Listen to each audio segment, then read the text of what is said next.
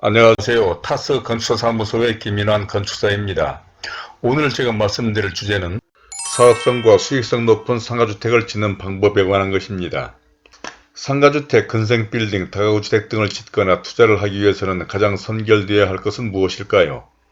건축을 하는 목적, 건축 자금 확보, 건축법 등 기술적인 문제, 전문가들의 기술과 신뢰성 등 건축이나 이런 부동산 등에 투자를 하기 위해서 선결되어야 할 조건은 각자의 사정과 생각에 따라 다양할 것입니다. 그러나 위에서 지적한 것 등도 어느 것 하나 중요하지 않은 것이 없기는 하겠지만 그래도 가장 선결되고 중요하게 생각해야 할 것이 사업성과 경제성 등 수익성이 아닌가 합니다. 그러니까 많은 자금과 리스크를 안고 상가주택 등의 건축과 투자를 하는 거창한 사업에서 그러한 노력이나 리스크에 상당한 수익이나 이윤, 즉 사업성과 경제성이 보장되지 않는다면 그 누가 이런 대사에 도전하려 할 것이냐라는 것이죠. 물론 사람들에 따라서는 당장의 수익이나 눈에 보이는 이익이 없더라도 새로운 사업 모델을 위해 또는 부동산적인 장래성 등을 바라보고 이런 거창한 사업에 뛰어드는 특별한 경우가 없는 것은 아니겠지만 그래도 우선 당장 노력이나 투자 대비 사업성과 경제성이 탁월하다고 판단되어야 할 것인데 오늘은 얼마 전 어느 건축주와 이와 같은 문제로 설계와 건축 상담을 한 사례를 중심으로 다음과 같은 내용으로 설명을 드리고자 합니다. 아무쪼록 이런 데 대해서 관심이 있으신 분이나 특히 상가주택, 일반 건물 등을 지으시려거나 투자하시려는 분, 또 재테크와 부동산에 관심을 가지신 분 등에게 참고가 되리라 생각하며 먼저 보시기 전에 구독과 좋아요 그리고 선풀을 남겨주신다면 저에게도 큰 힘이 되어 이러한 영상을 만드는 데 도움이 될 것 같습니다. 그러면 순서에 따라서 첫 번째로 사업성과 경제성이 가장 최우선이다라고 하는 것인데 아마 사업성과 경제성 면에서 가장 뒤떨어진 건물 중에 하나는 우리에게도 잘 알려진 바르셀로나에 있는 파밀리아 성당이 아닐까 합니다. 이 건물은 처음부터 공사비가 얼마나 드는지도 모른 채 공사가 시작되었고 모두가 다 알다시피 100년 동안이나 공사를 하고 있지만 아직도 언제 완성될지도 모르는 채 지금도 공사를 하고 있으니 말입니다. 그러니까 도무지 사업성은 그만두고도 경제성이 떨어지는 공사 기간 등을 생각한다면 아무리 종교적인 목적으로 짓는 건물이라지만 현대에는 상상할 수도 없는 일이죠. 즉 과거 중세시대나 궁전, 성당, 사찰 등과 같이 정치나 종교적인 목적으로 건축을 하거나 또는 기념관이나 박물관 등 기념비적인 건물 등에 비해서 현대 건축에 있어서는 사업성과 경제성은 건축사업을 하는 데 있어서 가장 중요하고 선결되어야 할 요소이기 때문인 것입니다. 그러니까 현대에는 아무리 정치나 종교적인 목적이라도 또 아무리 아름답고 작품성이 뛰어난다 해도 건축이란 미술이나 음악 등의 예술과는 달리 엄청난 자금이 소요되는 일이므로 사업성도 있어야 하고 경제적인 비용으로 하루속히 수익을 창출해낼 수 있도록 경제적인 속도로 건축을 완성해야 하는 것은 다른 어느 것보다도 가장 중요시되고 선결되어야 할 요소라는 것입니다. 다음은 두 번째로 확실한 시장 분석과 대지 분석에 관한 것으로 저는 본 채널에서 여러 영상으로 기획의 중요성에 대해서 수없이 강조해온 바가 있습니다.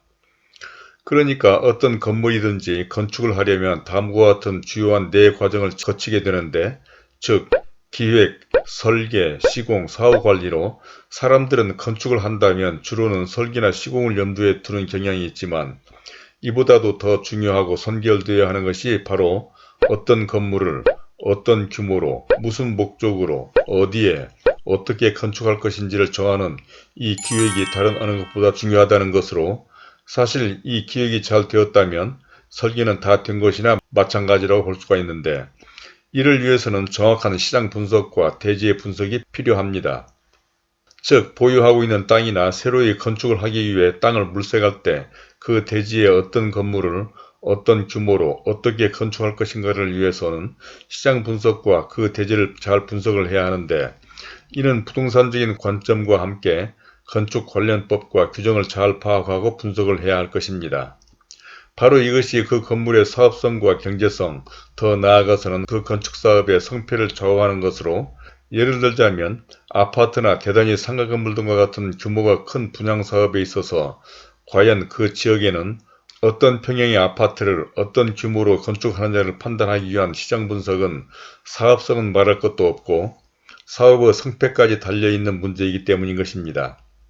그러므로 이러한 상가주택은 비단 그런 대규모 사업뿐만 아니라 상가주택이나 다세대, 다가구주택 등을 짓는 소규모 건축사업에 있어서도 당연히 소홀히 할 수 없는 문제인 것입니다.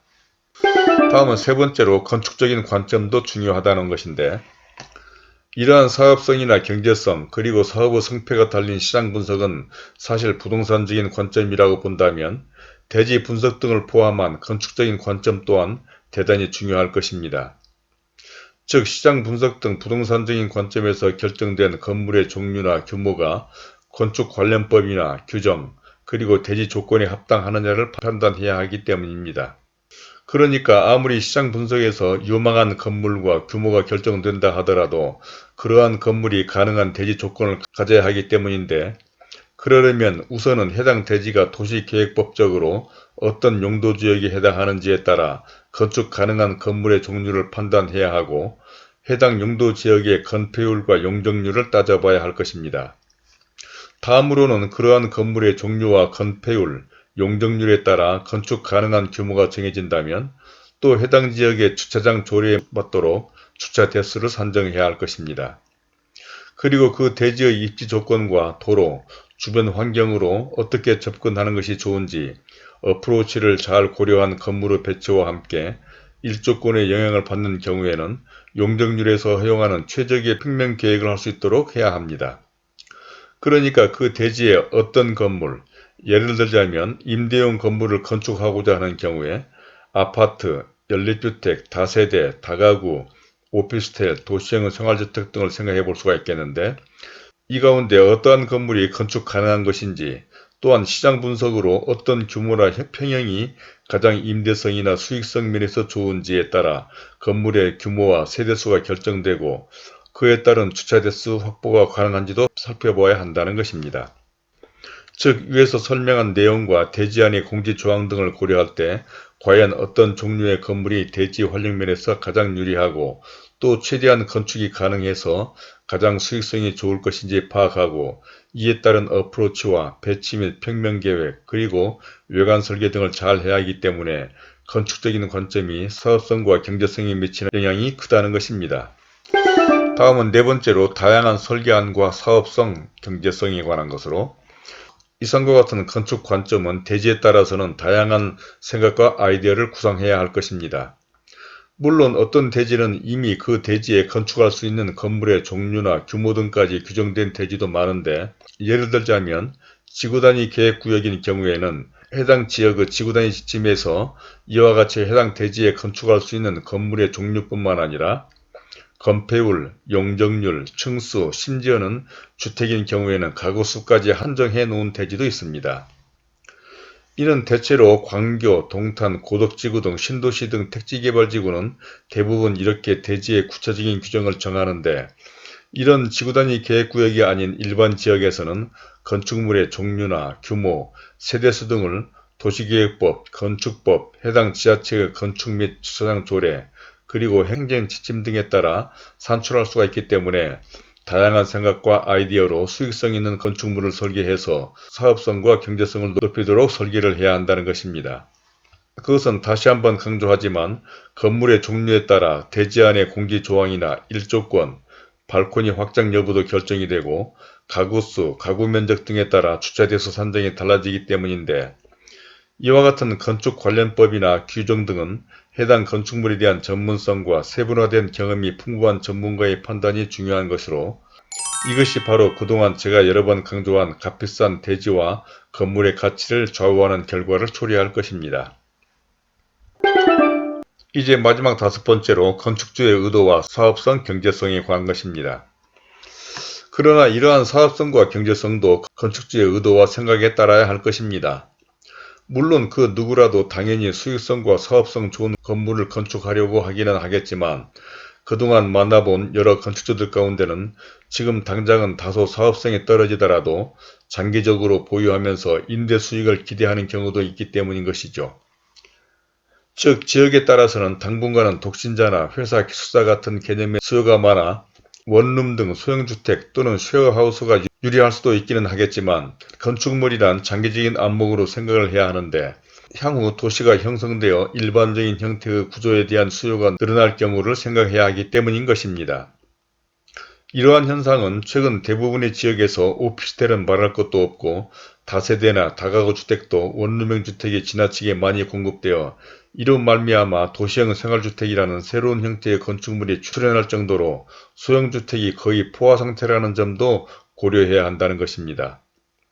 이로 말미암아 설계를 하는 과정에서 이 두 수요에 대응할 수 있는 가변적인 평면 설계, 예를 들자면 실내의 모든 벽체를 내리벽이 아닌 일부 벽을 조적조나 또는 가변벽 등으로 해서 구조적으로 향후 리모델링이 가능하도록 한 경우도 있었는데 건물이란 사회 변화나 시대의 흐름에 따라 가변성이 있어야 된다는 점도 각별히 생각해야 한다는 것입니다.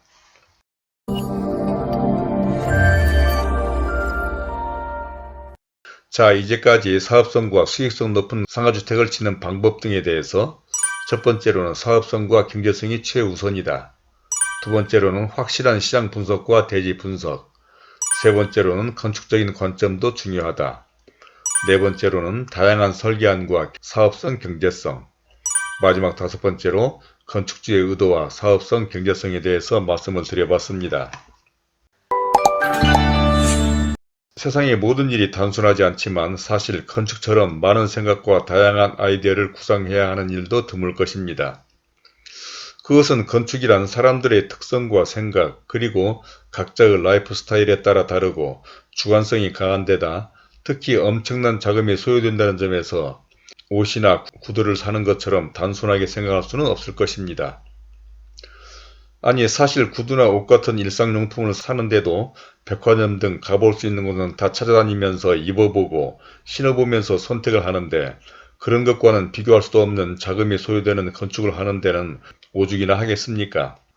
당연히 신중하게 생각할 수 있는 것은 다 고려하고 검토를 해야 하는데 혹시 이런 데 대한 의견이나 경험담 또는 궁금한 점 등이 있으시면 선플로 남겨주시기 바랍니다. 그리고 좀 더 구체적인 상담이 필요하신 분들은 본 영상 아래 더보기에 적어둔 제 이메일과 전화로 연락을 주시기 바랍니다.